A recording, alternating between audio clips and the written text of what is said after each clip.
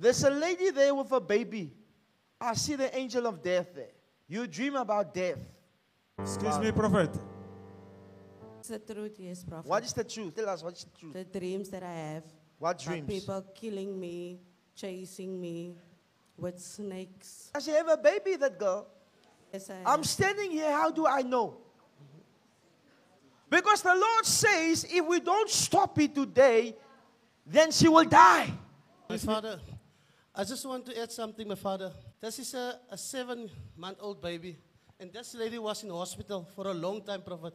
She just came out of hospital this week, Prophet. Because there was also a threat of death on the baby. Yes, Prophet. That's why I see the spirit of death.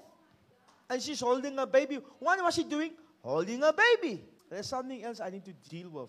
The graveyard spirit. You have a testimony. Because when you came here, you had like pains here. But the moment they began to sing, the pain just went. Lady, I need to help you. In Jesus' mighty name. You are free. You shall not die. You shall live.